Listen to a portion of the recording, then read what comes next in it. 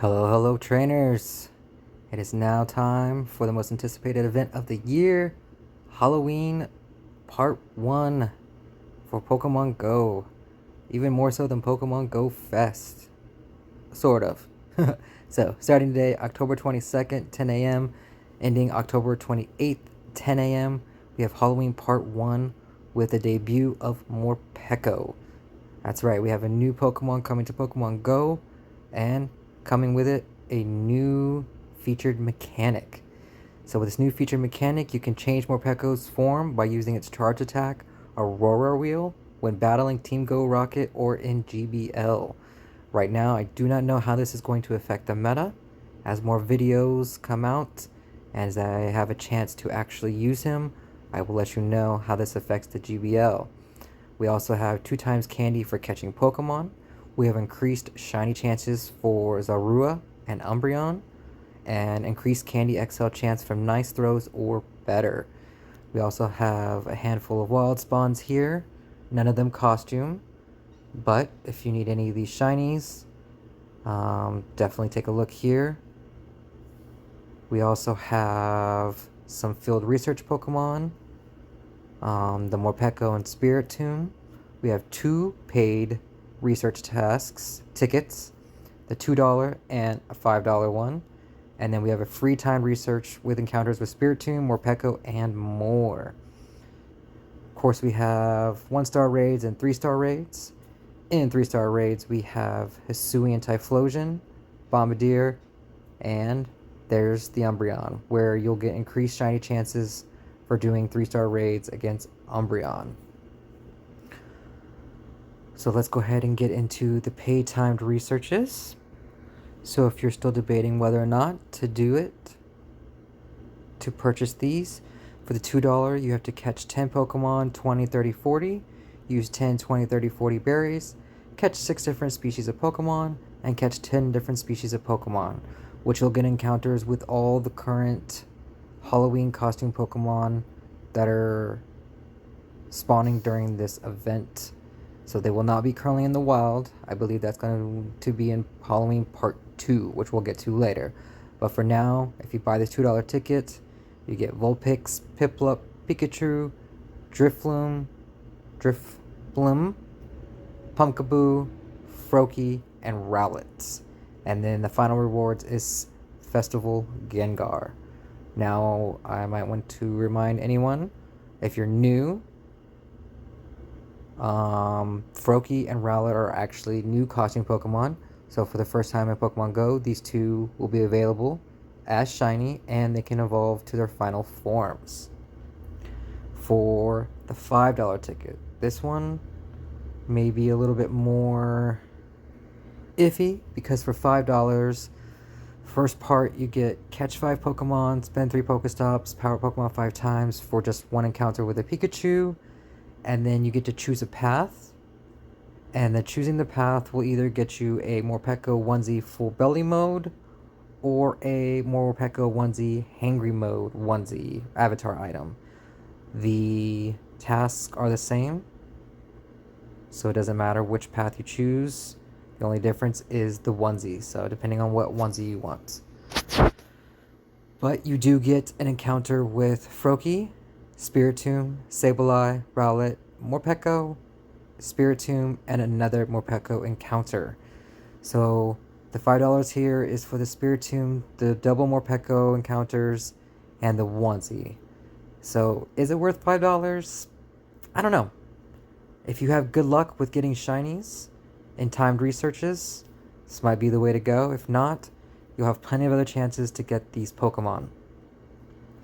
So which takes us to the field research tasks.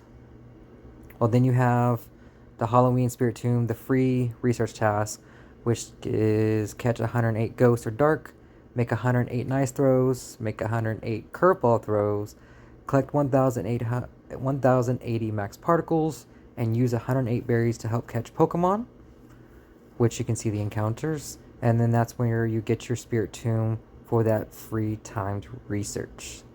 A couple field research tasks you can be looking out for is catch 10 ghost or dark type Pokemon if you need a Sandygast or Nimble.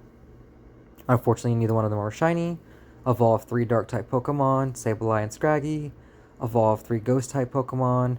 You get Golett and Greavard. Some of you may not have a shiny Golett, so getting this task, you can try to hopefully get yourself a shiny Golett. But for me, I will be looking out for the Win 2 raids and Win 3 raids, as I need as many more Pekko as I can to hopefully get him up to a decent CP, find a good CP1, and see where he excels in the GBL.